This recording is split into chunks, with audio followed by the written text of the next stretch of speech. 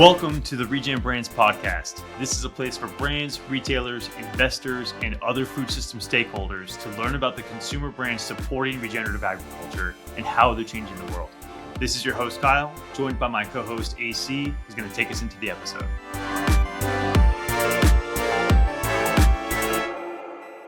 On this episode, we have Tim Cornie, who is a farmer and the co-owner of 1000 Springs Mill. Tim is supporting regenerative agriculture as a farmer managing more than 800 acres of regenerative organic land in Idaho by owning and operating a processing facility sourcing from many farmers in his region and by selling CBG products in the 1000 Springs Mill brand that contain regenerative organic ingredients. In this episode, Tim shares how his regenerative efforts are inspired by the healthcare challenges that his family and community have faced, how a trip to Europe inspired him to stop feeding cows and start feeding humans, plus what it's like to farm, process, and brand regenerative organic foods. Tim is super optimistic that new ag tech solutions are going to help more farmers adopt regenerative practices. He sees great growth opportunities in making regenerative products more convenient, and he's a firm believer that it all comes down to creating market demand. Let's dive in. What's up, everybody? Welcome back to another episode of the Regen Brands podcast. Super excited to kick the year off with back-to-back episodes with farmer, processor, brand builder kind of dynamos here. So we have Tim Cornie from 1000 Springs Mill joining us. So welcome, Tim. Thank you, guys. Nice to be here. Super pumped, man. I think we met at Expo West last year, and we talked about trying to get you on the pod. So I'm just happy that it's happened before Expo West 2025. Yeah. So that's good news. But like AC said, this is typically where I ask a pretty cute question. What does your brand make? But you're not just a brand; you're a farmer. So quickly help us understand, where do you farm, what do you farm, and what does your brand sell today, and where can people find your products? Well, so I'm in Buell, Idaho, by Twin Falls, between Twin Falls and Boise is kind of where we're at. The reason we went with 1000 Springs Mill is we have a lot of waterfalls and springs coming out of the rocks in the canyon that feed this water. Beautiful. That feeds our farms. So that's why we're on the scenic 1000 Springs Scenic Byway. So that's why we named our company 1000 Springs, because there's 1000 springs to feed us. And so, we're growing ancient grains, and we have Tibetan purple barley and Hopi blue corn, and then popcorn, beans of different varieties. And then we have a gluten-free certified flour mill, and we have a European style flour mill. So the nature of the business is to be able to farm it 8 miles away, clean it, bring it into the Pillsbury plant. It's 250,000 square foot facility. Wow. And then we have rail and 6 unloading docks. So we're able to grow the food with our neighbors that are organic, and then my farm, and then be able to bring it in, clean it, polish it. And so, like, when you look at some of these other bigger brands, they're buying that product from all over the country and world and handled 5 or 6 times. Well, we only handle it once when it comes from the field 8 miles in, and it's, dealt with and then out the door. So anyway, we're currently trying to work with co-packers to be able to co-pack because of slotting fees and the expense of some of these big retailers. We're wanting to push our business not only with our brand, which is mainly e-commerce and some of the smaller stores, but we're pushing on co-packing for the big brands to be able to put our high quality product in their package. Yeah, love it. A lot going on, man. I love it. We're excited to dive into all of it. Tim, maybe just take the audience back and maybe take us into the chronology of all this. I think, if my memory serves me correct, farming first, then some of the branding, wholesaling, ingredient stuff, and then the processing plant acquisition. But give us the lowdown. Well, I'll take you how it all began. If you want to go right to the very beginning. So I've always been a farmer, and that's, I came out of the womb being a farmer. Yeah. This is what I'm going to be. This is who I am. So I ended up having my daughter in a horse clinic, and there was a guy that was He was German, and he was stranded there. And I became friends with him, and I had an extra house, and I had an extra pickup, and I threw him the key, said, "Here, just stay at this house, take this truck, go see what you want to see." And he went all over the place, and he was big about, being one of the best horse trainers he could be, and doing these trainings with a guy that was very, very knowledgeable about everything about horses and cutting. And he was so thankful that he says, "You come to Europe," he goes, "I'll take you anywhere you want to go." Wow. Well, the history of Andrew was he was born behind the communist wall in Germany, and wow. and they, the stories are pretty intense. If you didn't follow suit or had just a little bit of a sense of strong-willed a little bit, they would move you to another school, beat the shit out of you, and then bring you back to toe the line. Mm-hmm. Well, he told me some pretty abusive stuff that happens over there in that communist side. And so when the wall came down, when he got out, he traveled the world, and he lived in Brazil and India, and he saw cancer healed with all kinds of special roots with kids. And, and they got really into the high-end chef, kind of a caliber type of people. Mm-hmm. And he also had a special fighting skill that he learned when he was in Brazil. This guy's a legend. So this guy was amazing, And so here he is wanting to be this number one cowboy and cow cutter and all this stuff. And I had cattle at the time and whatever. He'd come and ride our horses and just loved every minute of it. But when I was flying over, he said, when he invited me to go to Europe, he goes, "Hey, you come over. I wanted to go to Ukraine because I knew it was super productive soil. I knew it was the breadbasket of really huge breadbasket. Yeah. And I wanted to kick the dirt and see it. And I've been to South America and I've been in the Pampas, and I backpacked all through South America in 2010. So when people tell me, they're third world, they're this, they're that, and I go, no, they're not. They've got infrastructure, unbelievable soil like you can't believe. And so I've had the luxury of traveling the world and camp out all through Europe and South America. And I've been through Japan and Korea and I've been to Dubai and other places. So, wow. So it gives you that diversity. When you travel, you see things, and at the time when I was farming, I was feeding a lot of dairy cattle and things like that. And I go, when I come back, because the European style of food, and I learned this from Andrew, he goes, "Tim, your food is dead and our food's alive." And, when you start buying a lot of our food, you can throw that stuff on the counter and it'll, like our bread, stay there for a month before it starts to mold. Their bread over there will start to mold in 3 days because it's alive. It's starting to, And so when you're over there and they make fresh bread, you're like, amazing meal, plus the goat cheese in their diet. You don't see the obesity. And the thing that I've experienced through all these travels, when you land into the American airport, you're like, holy shit, we got a problem, which we all know we do, right? Yeah. And so, we've been the unhealthiest in this country for a while now. And what's really changed? I have a nurse practitioner doctor that's, she goes, "Tim, these cancer rates are jumping," and, I don't know what that is from, but I'm assuming that because we got so much genetically modified and so much insecticides and pesticides, and our farming practices don't have the minerals in the soil like we once had, because when you go back in time, when my grandfather, who farmed with horses, so, they didn't have obesity or all these problems they have now. He lived to be 96 years old. So we've gotten out of balance. That pendulum, either swings one way or the other. And I think we just got out of balance. And so I'm excited about the technology coming down the road. I have a friend that has a laser weeder, and I think it cost him $1.2 million. Wow. And this thing can take a picture of that weed and zap it with a laser. And,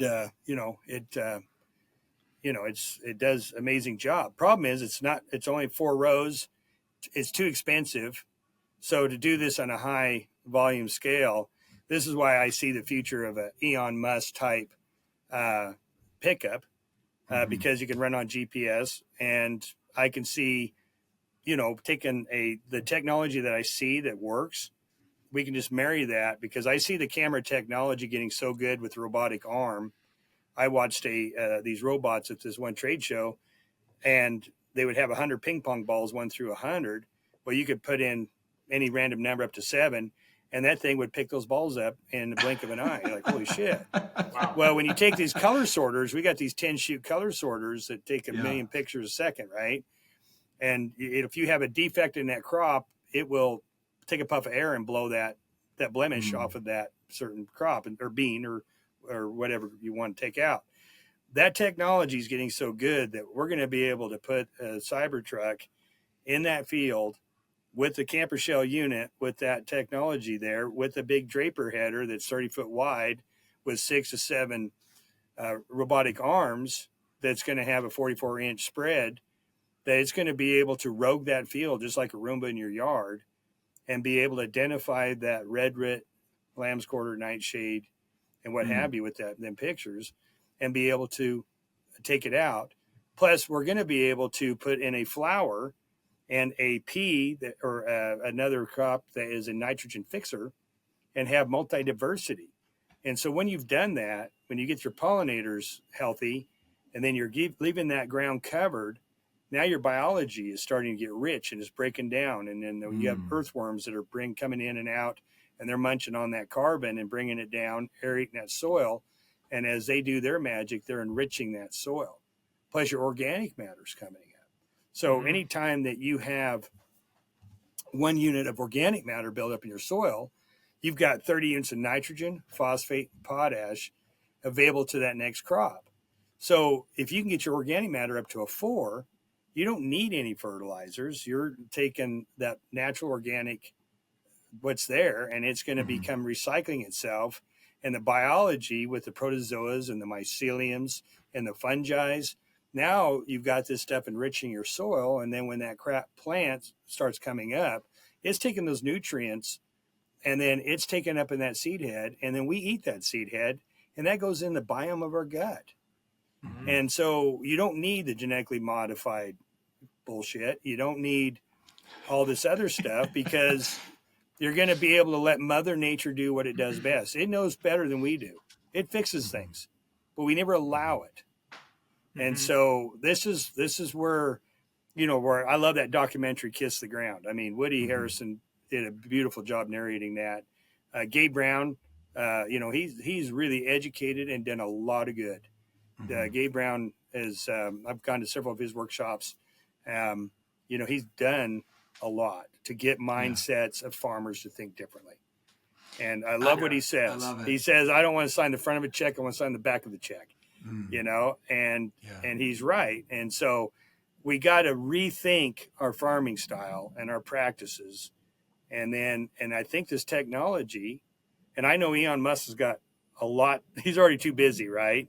But I just see 3 technologies marrying together. And when I see those Cybertrucks in the road, I'm like, that son of a bitch needs to be out in the field, because that thing could be, it could be going back and forth, 24/7 and, with a 350, 400 mile, but when it's only creeping at a mile an hour back and forth through that field, it's going to be really efficient with the battery. And then, I think they got the technology there, just run to the house and plug it in. I just think that is going to be a huge game changer, because farmers can't afford a $1.2 million piece of equipment like that. But when you have something a little bit more basic and more simple to work on, and then it's at a $250,000 price point, I think that's where you could have that all built in around that price point.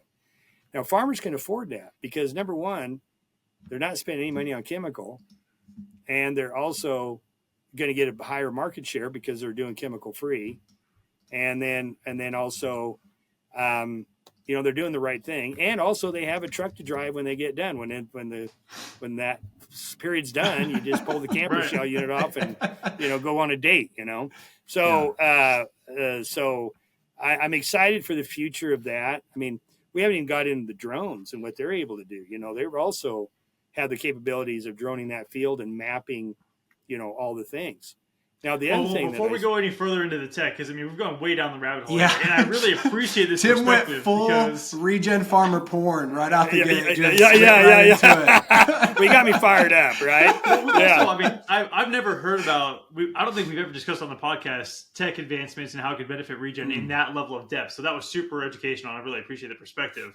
I do want to bring it back to the part of the story with Andrew, though, and about food being alive in Europe versus food being dead in the United States. And I'm assuming this is sort of when you had your own, quote, regenerative awakening or whatever you want to call that. So tell us a little bit more about what you learned during your trip in Europe and how you started to apply and when regenerative principles on the farm land that you manage yourself. Well, I was kind of regen by default because I didn't realize when I was running the cattle, as soon as I harvested a crop, I was broadcasting barley out there and watering it up and getting it, a foot and a half tall. And then I'd buy cattle that cull cows or whatever that came off the desert lean and put them out there and getting a compensatory gain, 3 or 4 pounds. And then what had a calf, I calved it and paired it and, and then hamburgered the cows that didn't have a calf, but they were fleshy. Well, I was doing that naturally because I needed the feed and what I was doing, but that's a form of regenerative because you're like Gabe Brown says, you don't want that ground naked. You always want something growing in it. When that plant dies, that root mass that's growing in there is breaking down and feeding the next crop because that's your fertilizer.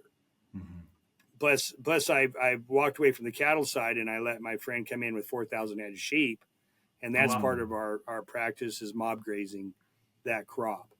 And so you're kind of mimicking the buffalo in the Midwest. That's how they built that huge profile over all those years. Is those buffalo were roaming, did what they did, and so we're just mirroring what the old Bascos already did, hundreds of years ago.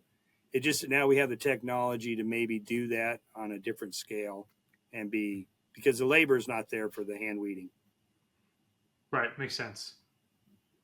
So you're sort of regenerative by default prior to the Europe trip. When you came back, was there something that you realized like, hey, I want to do this differently. I want to try maybe this style. I want to grow this crop. What changed after that? Yeah, I was flying back and I said, I'm going to quit feeding cows. I'm going to feed humans. I mean, I walked after that experience of being in Europe. People don't have celiacs over there. They don't have the issues that we have. I talked to a chemist, and he says, there's 44 chromosomes in our conventional grain. The older varieties only have 14. And so when we started, when you look at the difference of them chromosomes, our gut wouldn't handle it. And that's where that celiacs, I believe, is coming from. The fact is that, we are having a hard time processing that many chromosomes in this newer style of grain that's been bred up. Tim, how did you go from switching from cattle to more cropping to such a diverse rotation that you have now? I mean, I don't know the products on the website. I feel like there's got to be more than 10 there. And how are you managing all that? Yeah, I mean, you always want crop diversity and you want rotation. That's part of what you got to do for your soil. You plant a bean and then you plant your grains behind the bean because beans are a nitrogen fixer. And then, you just have this rotation that you do. What's fascinating about the older varieties, we have a Tibetan purple barley that we grow that's from Tibet. And when that volunteers up, you can grab that root and pull that plant out and smell that soil. And you're just like, holy crap. You want to eat that dirt. I mean, you smell that difference. And you're like, there's something, and I can't put my finger on it, that's different. And, when you get to these older, just like some of the old corn we have, that blue corn, and we had another corn we had, the Abenaki, bees, you never see bees in corn, but you would see bees hitting those tassels and just, just being active. And so, and that's the thing that, you're doing the right thing. When you have bees that are active, you have earthworms that are really working your soil. And, and I know this sounds weird, but man, when I had a standing field of corn and fall comes, they're hitting my field. I don't know why they love my field, but they're not going to my neighbors. They're going to mine. They're circling. And so I don't know, whether they can tell something different than or not. But it's been quite a journey, and you're never done learning. I think I know less now today than I've ever known before because what I thought was true wasn't true. And have you always been organic, or is organic new? What's that? Have you always been organic, or is organic something that's new? No, I've been organic for quite a while. What got me into organic in a lot of ways, number one, not only the European trip, but I have a boy with tuberous sclerosis. Wow. And it's benign tumors in the brain, one behind the eye and one behind the heart. And I didn't know when he was having seizures and tipping over when he was 2.5 years old, 3. I went to the neurologist and he said, well, this is what we think. Well, the way he presented it, I came home looking for a funeral plot and where am I going to bury him? And I was divorced at the time. And you're like, do I buy 4 plots because I'm divorced? Do I buy one for the ex-wife? Do you really want to be buried with her? But, these are things you never even think about. And so thank God he did better than they said. And, the Caesar medication was worse. The side effects of that was just horrible when you read it. And I got him off as soon as I can, but he's done substantially well. But it also got to thinking about, did all that chemical that I handled in high school coming up, because, you used to have that backpack sprayer and that splash of Roundup and that 2,4-D and 638 would get on your back. Or, they haven't changed the technology in the bean chemicals. You had the Eptam Sonalan was the combo, and there was bright orange, yellow, orange colored, and you'd be out there putting that on, and the pump breaks and the line broke, and you're taking a bath in that, and then you fix it, and then you go finish the field, then you go to the house and wash yourself off and change clothes or whatever. But you know what? What's weird about some of these chemicals is I can smell it on a conventional farm driving by. I can taste it on my tongue. And yeah, so I mean, I don't know why that is, but you're like, holy shit, I can taste it. And I brought that up to some old farmers. He goes, Tim, I experienced the same thing. And so what I handled, or, all those years coming up, did that affect my DNA? Now, my daughter's healthy, Charlie, who wants to farm. She's a daughter, 23. She's an accountant now and doing some things, and she wants to run the farm. But, so and then I had a kid down the road, and he got pancreatic cancer, and this person's got a tumor, down the road, and you're like, all right. So when you see these airplanes napalm in all these fields with Warrior and insecticides and stuff like that, and when you restudy Mother Nature and the balance of Mother Nature, when you kill all the beneficial insects along with the bad ones, which one breeds back faster? So we took these things out of balance. And that's the other thing about this Cybertruck, and I don't want to go down that road real quick, but the thing is, though, is that technology is going to be able to identify a plant disease and flag you and warn you. And if you do have some red spider or an aphid or another problem, it's going to put up a flag and say, all right, you need to put out some ladybugs here and put some lacewing here. So it's going to give you some tools to go out there and get ahead of it early, so that you're going to put out because bug on bug warfare works. Yeah, it's interesting to hear you be so pro tech, because I feel like people assume that regenerative organic is like Ludditeville, right? But I don't know how many acres you're managing, but I know it's a lot, right? And you need tools to manage that amount of land, especially if you're going to manage it for these, soil health outcomes that we're all talking about. Yeah, I mean, I think that's really the answer, and I think we're just a couple of years out, because the technology is coming so fast with AI and all these things, that I see the benefit of grabbing onto that new technology and get it to the price point to where a farmer can afford it, because he's going to pay for that thing in 2-3 years, which is a hell of a return on investment.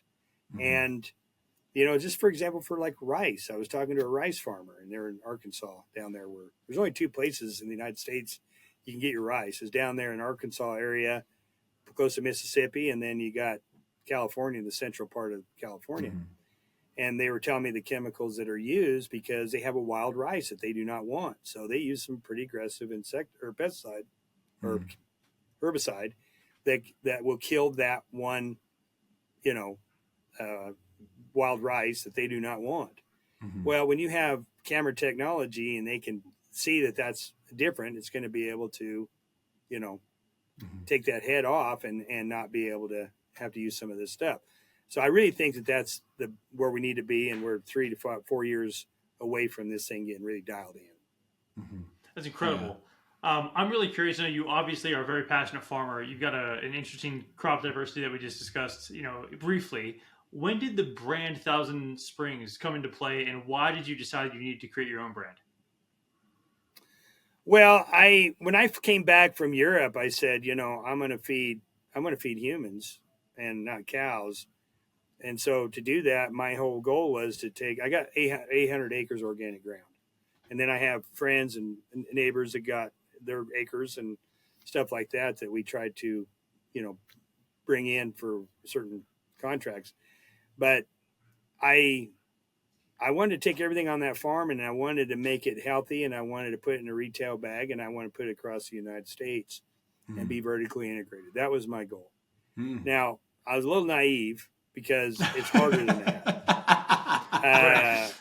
It really is, because you got the slotting fees, you got to get to the buyers, you got to, and then you got transportation, and then you got UNFI and KHE, which are brokers that take 20-30%, to distribute it and handle it.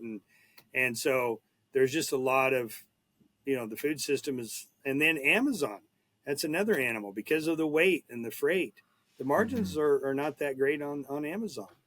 And so, everybody's got their piece and you're last. And so, so it's been quite an education, quite a journey. Yeah. And, but here I was thinking when I started this, like, I'm going to put this mill in my place. And then that Pillsbury plant they were shutting it down and going over to the Midwest because they could be more efficient. And so it just worked out that able to pick that up, and you couldn't ask for a better place and a beautiful facility.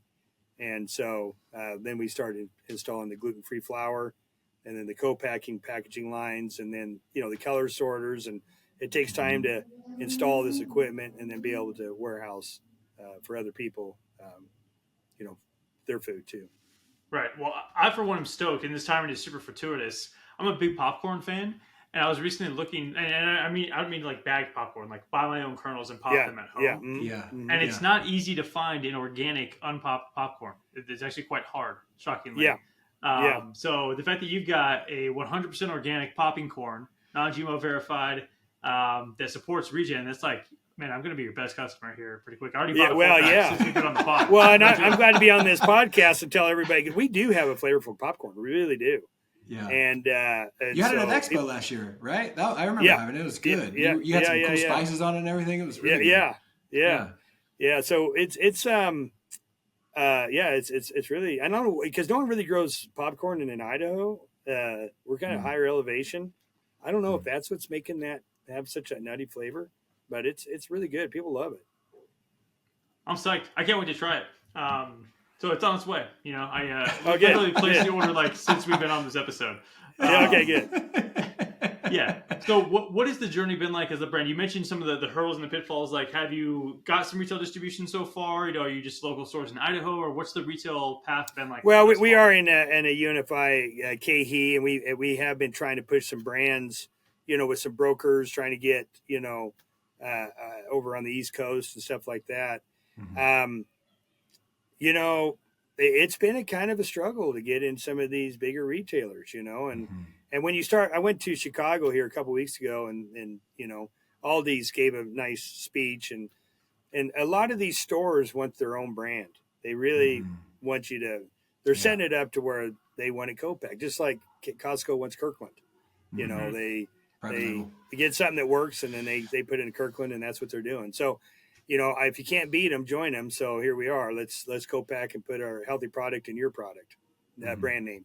But I'm still pushing our brand as we go, because of e-commerce and Amazon and some other platforms. You just want that diversity. Yeah, for sure. You don't want to be a monoculture in your sales, just like you don't want to be a monoculture in your field. Yes. Tim, I was really interested by this Barley Max product on the website. I've never seen anything like that. I was really intrigued by what it is. And I was also intrigued that it was in 1 ounce individual servings. Tell us, what is this Barley Max thing? Talk to us about that. Well, so Barley Max it originally came from Australia. And so it comes from Australia, and we grow it in Idaho. Tim's worldwide, baby. We got worldwide connections everywhere. Well, yeah. So they use it in flour. They make tortillas with them. They do all kinds of stuff with that barley. Well, it almost they tried to get it to where it was certified gluten free because there's just hardly. I mean, barley has a touch of gluten in it, but it's very small. Whatever.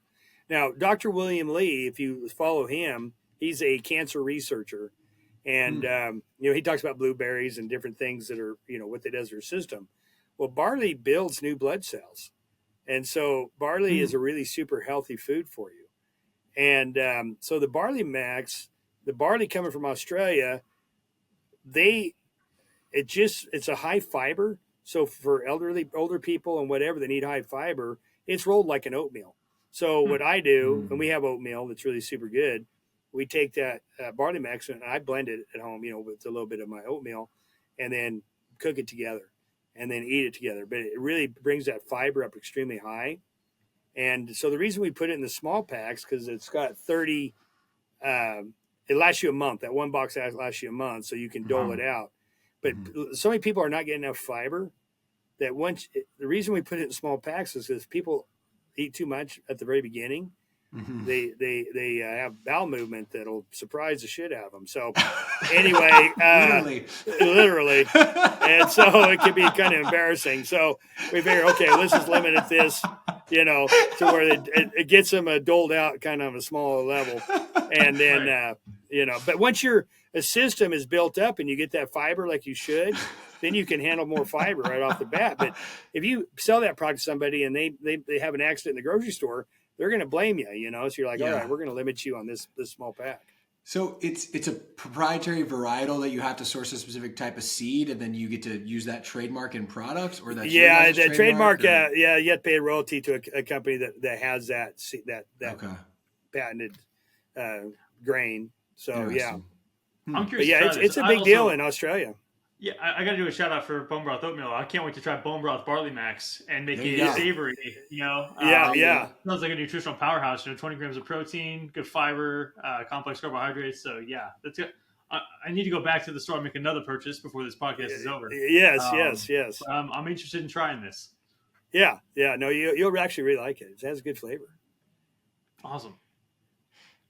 Tim, let's talk a little bit more about the processing business. I think that's a part of this whole regenerative thing we'd like to talk more about, and a big reason why we wanted to have you and some others on this year. Of there's a couple, and I'll be a little bit long-winded, then I'll turn it back to you here in a second. We see farmers and brands holding a lot of the responsibility and the economic risk in building these regenerative products and supply chains, and so we think there's more of a role for middle market kind of processor entities to play. And then we also, like you mentioned, we don't really think the distributors and the retailers are really fully doing their part because they just continue to place all the economic risk on the farmer and the brand. So it's you've kind of shared a little bit why you got into that business. What has that been like? How has it given you like additional leverage to do more of what you wanted to do on the farm, or have neighbors do more of these practices? Like, just talk to us about the importance of that processing and what operating that business has been like. Well, that's a really good, big question there. So, let me think about how to answer that properly. The regenerative market, it's been the problem has been education. Okay, and that's why I'm thankful for you boys, because you're getting the word out, because people don't know what regenerative really is. You ask a lot of farmers, they don't even know what the hell regenerative really means, And so, so the educating that and then also having some groundwork around what is regenerative. That's what's good about having that certificate, because they come out there and they audit you and they check your soil and they check your, what's your practices, and you write it down. And also is how well your employees being treated. That's a big part of that regenerative certificate. And so, that there has been the education of what is it? What does it mean? Also, you have some people that can throw one goat in the middle of a field and say, "Look at me, I'm regenerative." Well, that's where's the guidelines that clarify what is regenerative and what's not. Right. So that's what's important about that ROC certificate. And so the whole thing is because the people also have such celiac problems, and that's why we installed a gluten-free flour mill that was certified because so many people are struggling.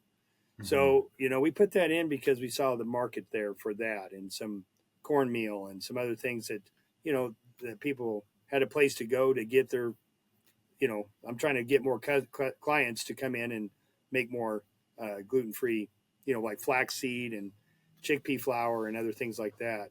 So basically that plan is there to serve not only my farm, but also the community's farms, so that we can find markets to buy their product, to find a home for it, to feed the masses. For us to be vertically integrated, I think we're one of the bigger vertically integrated outfits out there. But also I got a friend named Justin Brown, and he is an amazing farmer, and he's doing something very similar like we are. And he's really a good guy. Yeah, what I love about the vertical integration you're talking about is it resonates for me, like decentralizing the food system, right? Instead of there being a massive grain somewhere in the Midwest and everybody shipping their crops all the way to this one centralized location and shipping it back to those spots, you're really helping to support that decentralization, provide some level of economic benefit to your immediate community. And then, theoretically, the way a lot of brands scale, you might start local, start small, and then spread out from there. But that decentralization, I think, is going to be such a big key and part of what can keep our food alive more to that European model, right? So I commend you for your efforts to do that. Yeah, well, thank you. Yeah, I mean, I'll be honest with you. This is the hardest thing I've ever done. This is not easy, and you're wearing a lot of hats, and so, but I believe in what we're doing. And yeah, it's something I'm wrestling with right now as a brand. I won't name too many specifics, but we're in the midst of launching a limited release SKU. There are only so many bones available for this particular product, and the distribution system doesn't want to take it in, big distro, because they want to be able to open up the product to the entire retail sector. Instead of saying, like, acknowledging the fact that we're trying to support a specific community by using a specific subset of bones, they're like, no, we're going to penalize you if you don't open it up to the rest of the retailers. And to me, it's just so backwards. And this is just, like you said, it's the hardest thing to do. There are so many of these little administrative, like, middleman pieces that you don't really take into consideration that make it so hard to try to do the right thing to fix the food system. Yes. I don't have the answer to how to fix that just yet. I'll be honest with you. You and me both, brother. But we can talk about it. And we can try. That's all we can do. Well, that's all we can do, and then you have the So here's what I also see is you have the bigger retailers they're getting bigger, and like I said, they want it in their brand. They want it in their packaging, and they also want to hammer you down on price, so that and so now you're sitting there with a premium product, not getting your premium that you need, because you got to hit that price point on that shelf, and so it is a battle. And to your point, to me, that all comes back to education. If consumers really understood what regenerative is, why it's important, why it's beneficial for them, they would potentially, theoretically, be more willing to pay the premium to support purchasing those products, right? So the fact that we don't have that mass consumer adoption and educational unlock makes it more likely you're going to get beat down by your customers, because their whole argument is, well, the consumers aren't willing to pay the premium either, that's what we got to focus on as a movement.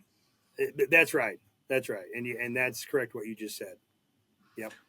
Tim, what is the current baseline of value in your businesses for this regenerative work?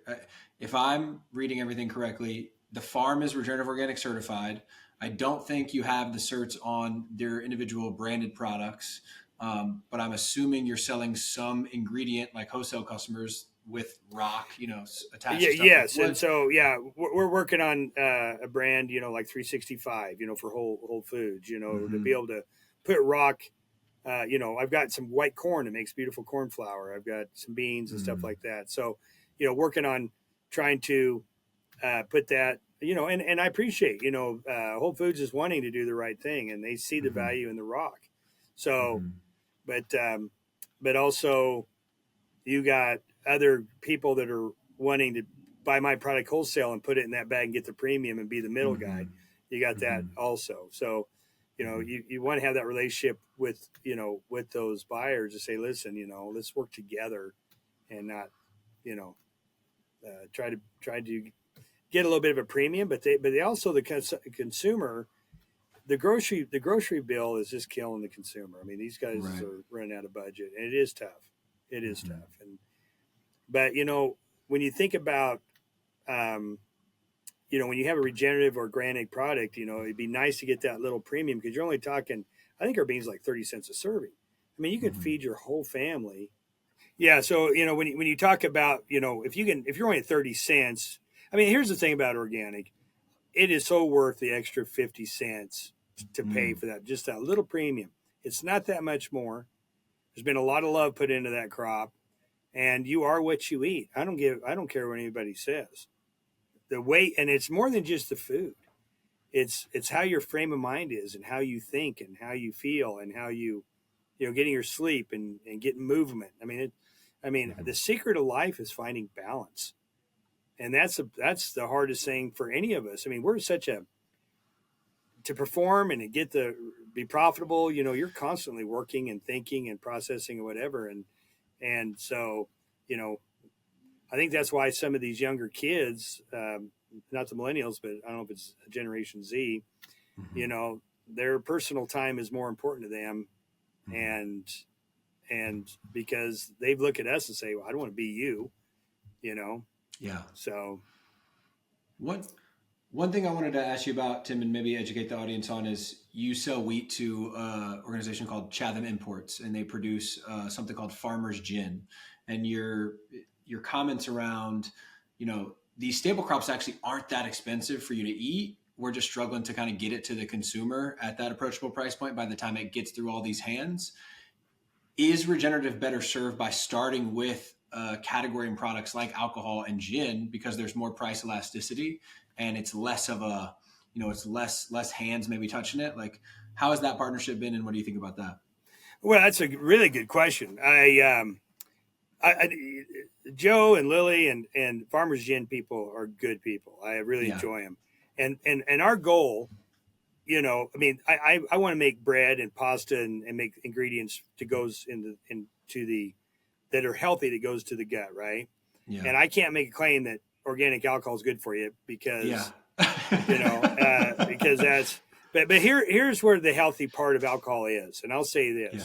It's less bad for you than the other ones, Well, that is true, but the thing is, though, when you are sharing a drink with friends and family, there's a bonding moment sharing a drink with your friends and family, and it's a social, healthy thing to communicate and to spend that time.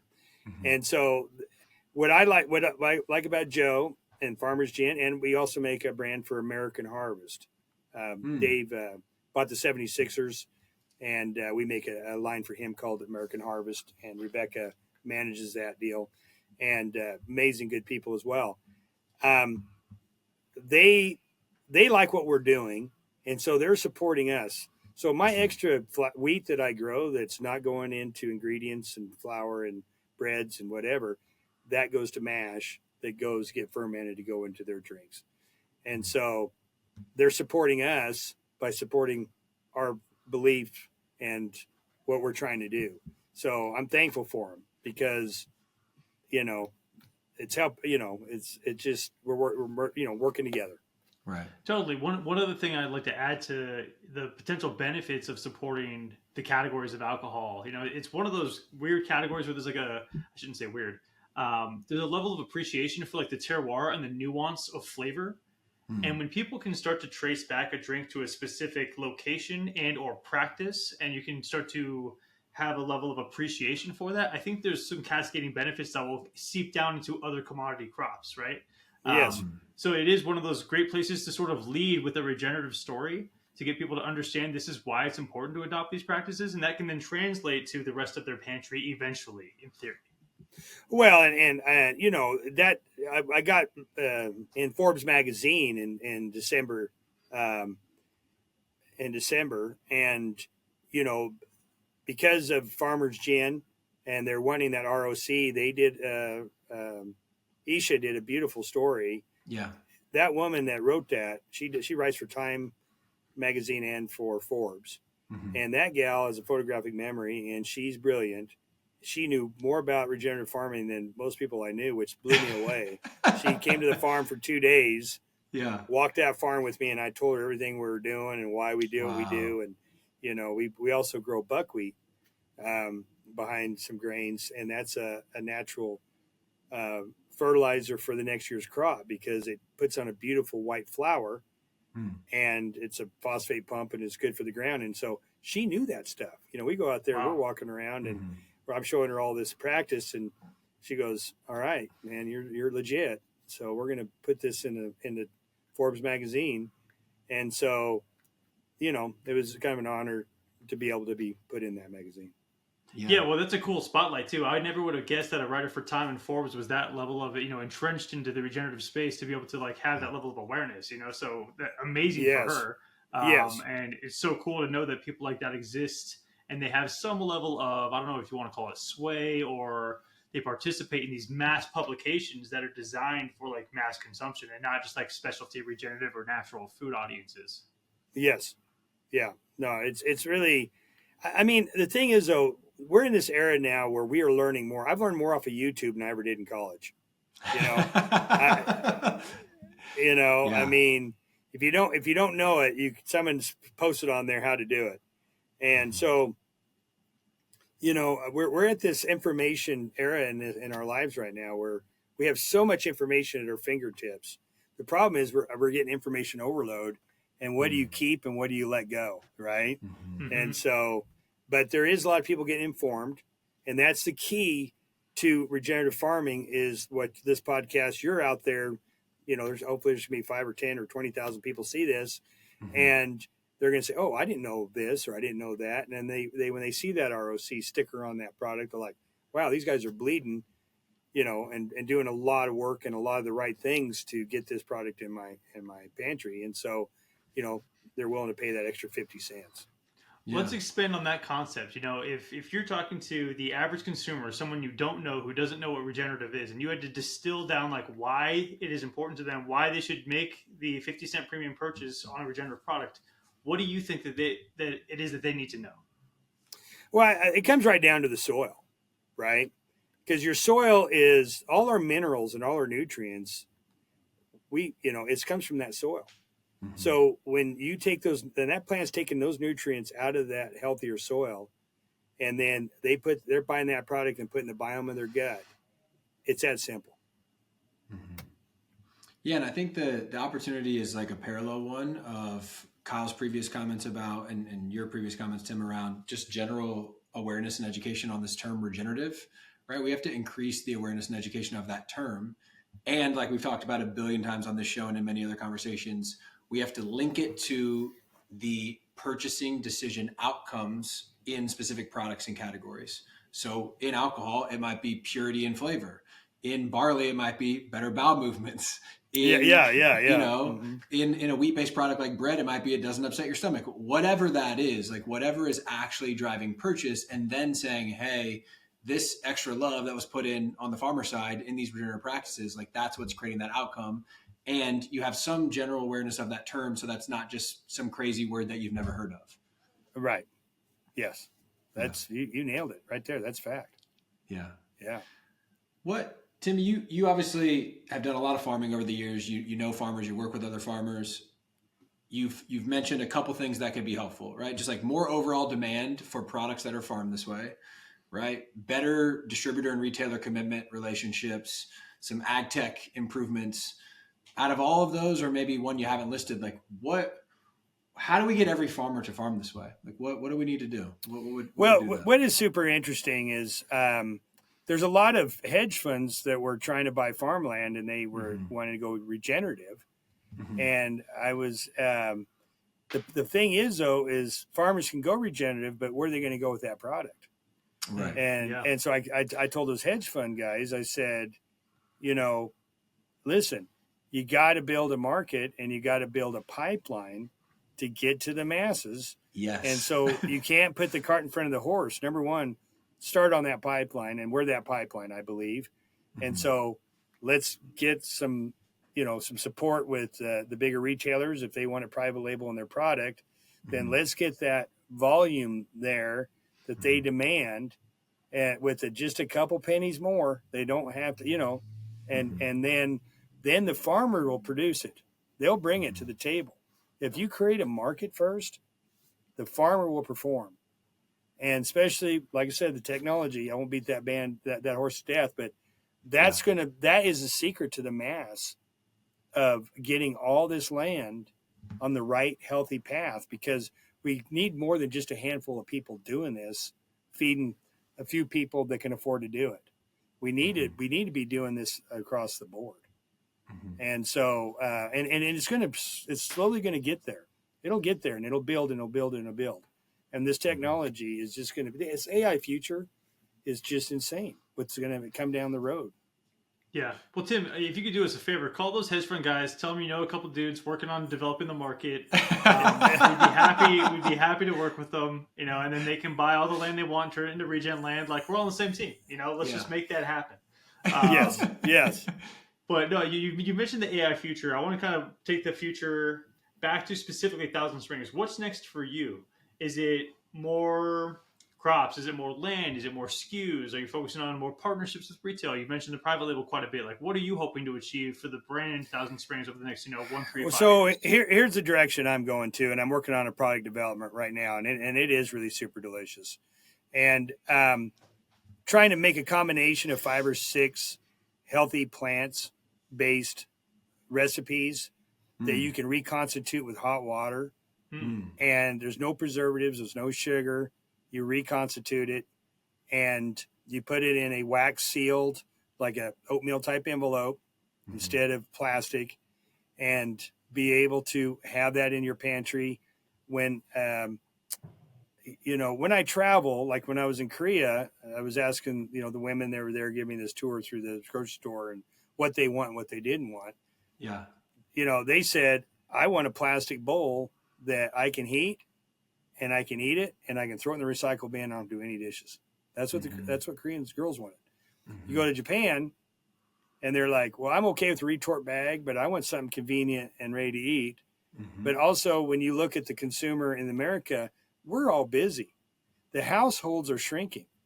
We only got 2 to 3 people in a household anymore, and old people, the demographics with the baby boomers, they don't want to cook a big meal either. Right. So our strategy is to get something convenient, super healthy, that meets all your nutritional needs, that you conveniently open, heat. You got a first grader or a second grader comes home from school, mom's still at work, she's wiped out. Yeah. And they can eat that and heat it and eat it and make it so convenient that and so that's where we have to go. And just take it instead of just pantry staple raw ingredients, make it extremely easy to consume. I love that. Make regen convenient. I don't think that sentiment has really been shared. So I think it's a make some hats. Interesting idea. Yeah. Some hats, a couple shirts. Yeah. But so I'm trying to just think through this product in my head. I'm trying to picture it. Is it like a soup mix kind of a thing, or like? Well, it kind of is, but kind of not, because when it reconstitutes itself, I mean, there's one that we're working on that's even. It's got like I hate to say all the ingredients we have in it, but it's all the healthy plant-based foods that are super. That's foods. all you got to say. Don't give away the secret that we're putting into this product, because we're just getting it fired up. And because a lot of this stuff in the grocery store now, you can heat and eat, rice, you can do, but it doesn't have the diversity of, a little bit of beans, a little bit of this, a little bit of that, and whatever. And so, the whole goal is to just have a super nutrient dense food that's convenient, and it's kind of like a soup, but it's not really. It's kind of, you can eat it with a fork. You can eat it with a spoon. It's so easy, and it's got a different flavor profiles. We're working on about 6 or 7 different flavor profiles, and so super interesting. I can't wait to try this whenever it comes out. Yeah, it also sounds great for camping, right? Like if you're camping or backpacking somewhere, this is great. REI exposure or something like outdoor industry exposure. Well, yeah, it does have that, and also some of this newer technology that makes that product, because you can make it without the preservatives, And because you pulled out all that moisture, when it reconstitutes itself, it's so amazing the way we're doing it. When you mix that up, it looks exactly and tastes exactly the same as when you made it. And then reconstitute. You could reconstitute this stuff. It has an unbelievable shelf life. And so you can eat it 10 years down the road and it'll taste the same as the day you made it. It's amazing. Yeah. I want to circle back to Expo West because Expo's on my mind because it's happening in less than 2 months. Tim, I don't know if that was your first time ever attending, but I want to say it had to be one of your first times exhibiting. Y'all were in the Fresh Ideas tent. What was that experience like as this farmer processor brand combo? Like, I'm just super curious. What was that like? It was a great experience. And what I love about Expo West is that you meet such really neat people. It's just such a diversity. And you're just trying to share what you have to everybody. But it's also eye-opening because there is so many vendors there that are pushing their product. You're like, man, this you realize really why it's so hard and why you're getting squeezed so bad. Well, because there's so many people out there with the product trying to move it. And it's almost overwhelming the amount of vendors that are there that have a lot of good products too. Was that your first year last year? I walked the show 2 years ago, and then last year was the first time I was in the Fresh Ideas, and we popped some popcorn, and that's how I met you boys. And and then I think we went to that garden event together and met and talked some more there. Down in San Juan, at the Ecology Center. Yeah, and and I met Lily with Little Buck's crackers. Yeah, there, and so I grow buckwheat, and it goes into her crackers. Yeah, and so. She's very high conscious, a really amazing human being. So Little Buck's Crackers is a good brand to support. Yeah. We love Emily and Little Bucks. Great brand. She's been on the pod. Big fans. They're doing some really she's cool stuff. Stuff. She is cool. Yeah.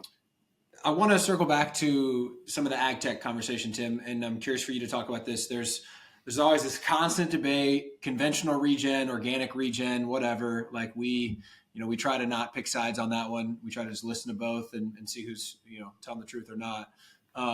We know on the organic side, tillage is the issue, right? Because you don't have the chemicals to spray, so you usually have to till for weed control. I heard you mention when you talked about the tech on the podcast so far, weed management and also plant disease management. Are those the two biggest things that you see these technology innovations really helping with? And would you add anything to that list that you really think are like game changers? One of the biggest battles we have with organic farming is weeds. I don't have an insect problem because I don't spray or do anything. I don't use anything. I just let the sheep do the grazing and their recycling, and then we let Mother Nature, and then you've got cover crop that are breaking down and making that soil healthier. And my soil test looks really, really, really good. And so the weeds is the battle. And because of the way we've had to practice, do the farming practices, is that you have to have a certain amount of tillage to cultivate, take those little weeds out. We got a zapper, it electrocutes weeds. So when it comes over the top of your bean crop, if something's taller than the bean crop, it touches it, it grounds it out, it shocks that weed and kills it. So you have to have this expensive tools, but the reason I believe in that technology is that it just covers everything. It just solves all the problems once we have that technology available. And I believe that's the future, and it's going to be able to make this on a high volume scale. Yeah, I love it. I can't wait to see that. Bunch of like weird post-apocalyptic like Cybertrucks cruising around farm fields, shooting stuff with lasers. It's like the perfect combination of like back to your roots and sci-fi at the same time. I'm excited for this. Well, future. look. Right now we farm off of satellites. Think of the technology that's already in the farming right now. They've got tractors with no cabs on it that follow the grain cart. The grain cart follows the combine, and it does what it does. The technology is amazing.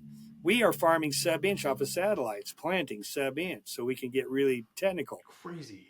The whole thing and that's happening right now.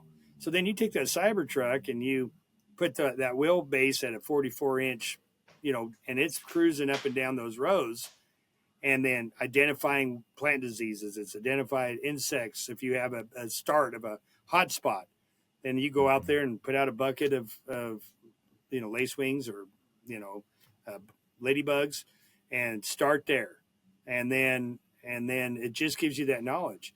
We have pivots that we turn on, and some people don't know what a pivot is, but a pivot is when you run water and it goes in a circle, and you can run that amount of water you want on that crop from your phone. You can hit a button and say, I want a half inch, 3/4 of an inch, and this is what I'm going to do, and stop here and turn the end gun here, or whatever. Well, they've also got these moisture sensors that you can bury in the ground that communicates with the control panel that says, hey, you need to start irrigating because you need this here, which gives you water saving. The other thing that we haven't discussed that I think is important is the fact that when you go to the Okolala Aquifer and you go into the Midwest, they're starting to finally curtail some water because they have been pumping that Okolala Aquifer down. And when you go down to Lubbock and you go down there to Amarillo, you get to talk to those farmers down there, and they're trying to put some drip systems in and do all these other things because they're trying to conserve water. And I asked him, I go, how much longer do you think you got farming? He goes, I don't know. If we can get 3 or 4 more years, because they're just struggling with that water profile sinking in the Okolala Aquifer. So when you go to this regenerative farming practice, and if we can get this technology out there, and you start building that organic matter to a 4 or 5, now you've substantially, you've cut your water production in half, because when you give it a shot of water, it's going to hold for 2 weeks instead of 7 days. Yeah. Right? Dude, you mentioned, this is my favorite stat in all of Regen. Yeah. He's heard me say it so many times. But for every 1% the NRCS increase, is paying Kyle to plug this stat. As you know, AC, nobody pays me to say anything, unfortunately. I wish they did. But for every 1% increase in soil organic matter, the water holding capacity for a single acre of land increases by 20,000 gallons. So to your point, like, implementing these principles and practices has real world consequences and financial impacts for those who can figure out how to increase the soil organic matter. So but also we got cancer belts. If you look at the map of the cancer belts, it's from the runoff of dirt that's movement and water that's moving into that deal. When you build that organic matter up and you have it at that level of a 3, 4, 5, number one is, if once this technology hits, you don't have them chemicals that are leaching into the streams or going to the main Missouri River or whatever along those beltways that the cancer belts are. So you've solved that problem. Totally. And then it also stops the flow to the ocean. So you reduce the carbon dead zones, bringing those ecosystems back to life. There's just so many cascading benefits. Well, I mean, they can't harvest oysters in certain areas because of the runoff and the chemicals and everything that are in that bay that goes out to the Gulf. And so, we got to stop the soil erosion, and this is the only way it's going to stop the erosion. And you can't get, it's building soil. I mean, it's a win-win, and it's going to take that technology and people with the brains to implement it. And I mean, it's a game changer for the environment and everything. You got me all fired up, Tim. It's a win-win. Yeah. It's a win for nutrient density, disease prevention. There's too many wins to list. But yeah, I'm all fired up. I'm feeling good. Yeah. I love it. Tim, I'll take you home with our final question, which I feel like we spent the whole hour covering. But, I'll tee up with my 3 main takeaways. Get some Cybertrucks on farm, make regen convenient, and let's get some of these people paying a little bit more, pennies more, to reward these farmers for doing the right thing. But other than that, how can we get Regen brands to have 50% market share by 2050? That's our final question. Wow. That is a really hard question. We're here to support you, brother. Take your time, Yeah, we've only talked about it 90 times at this point, so we got some notes for you if you need them. Yeah.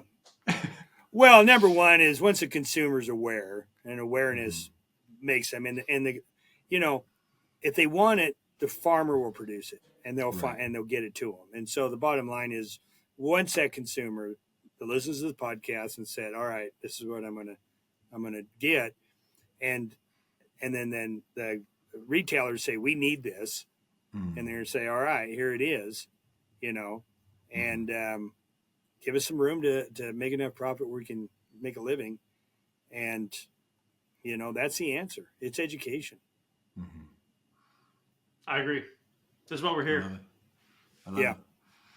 We'll keep chipping away at it, brother, as I know you are as well every single day. It's very, very hard, and there's not easy answers, as we've all alluded to on this podcast, but all we can do is keep showing up. I would like to add one more thing. Please. I'm really excited about Robert Kennedy being in this position that he's going to be in. Mm-hmm. He really sees the problems that we're facing with some of the side effects of certain vaccines and certain chemicals, and he knows that food system's broken. And I'm excited that he's in that position. And I think that, Joe Salatin is doing some advisory work for him as well, I believe. I'm not sure. Mm-hmm. And then you've got somebody like Gabe Brown. That Common Ground documentary and Kiss the Ground is a great documentary that everybody should watch and get educated on. And I think there's going to be a movement. I think there's going to be some major changes. Mm-hmm. We certainly hope so. We did a whole episode about how the new incoming administration is going to bring a lot of these topics to a level of awareness that previously doesn't really feel like we've been there, right? So we agree. It's a huge opportunity and what feels kind of rare, a really good opportunity to fix some of the biggest issues facing this country. So it's exciting. Yes. Yeah. We share your optimism, but only time will tell. So when we do the next one in 2, 3, or 4 years, we'll be able to grade their efforts and see if they really walk the talk that they put out there. Yes, and I think these guys are legitimately going to back it up. I really do. I have faith in these guys. There's always bullshit in politics, but these guys are the real deal. Awesome. Well, for anybody who wants to buy Barley Max or Regenerative Organic Popcorn, go to 1000 Springs Mill, and that's 1000springsmill.com. And check it out. Buy some popcorn. Well, thank you, gentlemen. Thank you, Tim. Appreciate it, man. For transcripts, show notes, and more information on this episode, check out our website, regen-brands.com. That is regen-brands.com.